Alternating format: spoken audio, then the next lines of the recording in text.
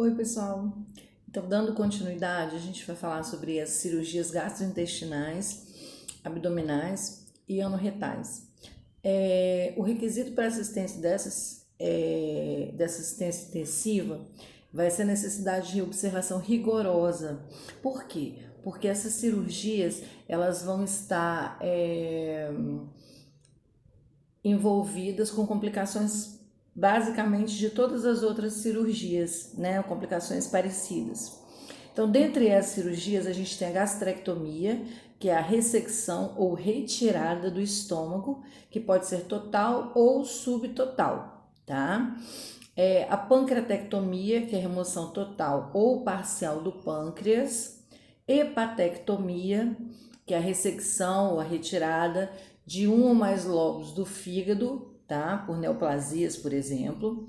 A colecistectomia, que vai ser a excisão ou a retirada da vesícula biliar,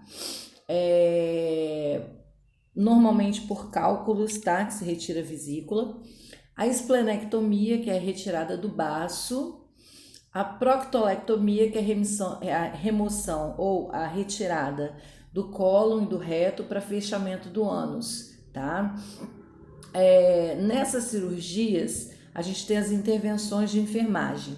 Esse paciente, quando é submetido a essas cirurgias, ele pode ter qualquer complicação no procedimento cirúrgico. Além dos cuidados pós-operatórios normais que vocês têm que ter, que tem nas outras cirurgias, devem permanecer atentos a complicações imediatas que podem ser. No caso, distensão abdominal, que é o abdômen ficar globoso, né? Ele distender. Por isso é importante, quando você admitir o paciente, você observar ele como um todo, tá? Como é que tá esse abdômen antes, para você observar uma evolução disso. Uma obstrução intestinal, por isso que é importante observar as eliminações desse paciente, tá? Hemorragias, deiscência da linha de sutura. A deiscência é quando a linha de sutura, né, a linha que foi suturada, a parte que foi costurada, digamos assim, ela se rompe. Então, isso é uma deiscência, que se chama. E complicações gerais cirúrgicas, como um choque hipovolêmico por perda de sangue, né, normalmente. Hemorragias. Pode acontecer também problemas pulmonares, trombose, evisceração. Evisceração é quando a víscera vai para fora. Os pontos se rompem e a víscera fica exposta, tá? Isso acontece muito em paciente obeso, quando faz cirurgia abdominal. Então, isso pode acontecer.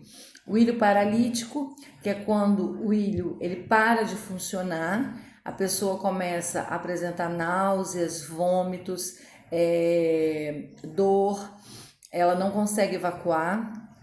O ilho ele para de funcionar, né? O ilho todo mundo lembra na anatomia que é a parte do intestino delgado, né? E infecção, tá?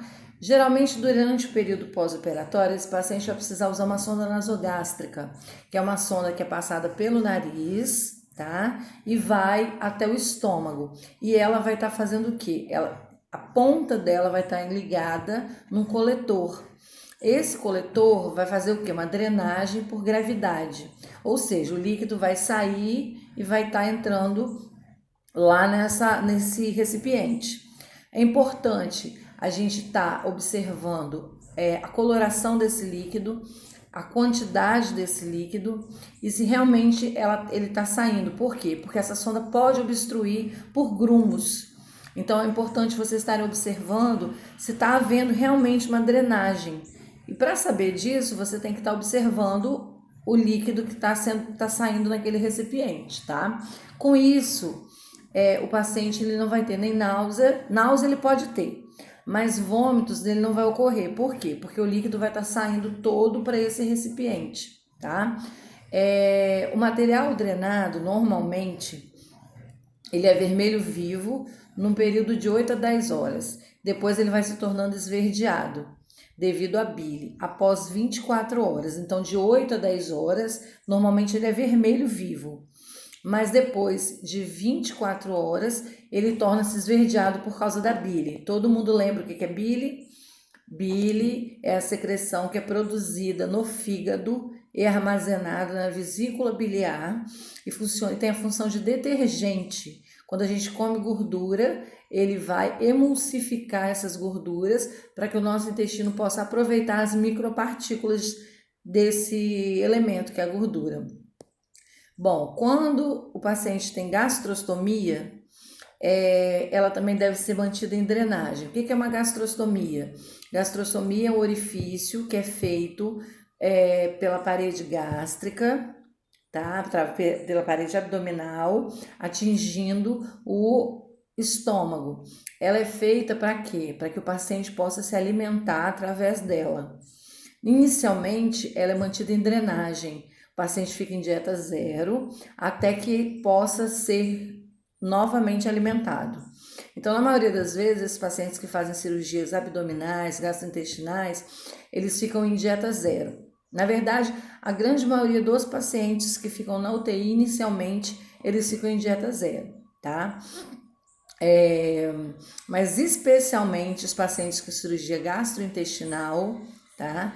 Eles ficam em dieta zero e vocês têm que estar nos cuidados de enfermagem, tá anotando balanço hídrico, como em todos os outros casos que eu citei, tá? Tá anotando o que entra e o que sai, principalmente o que sai, porque a gente tem que ter uma drenagem nessa sonda nasogástrica.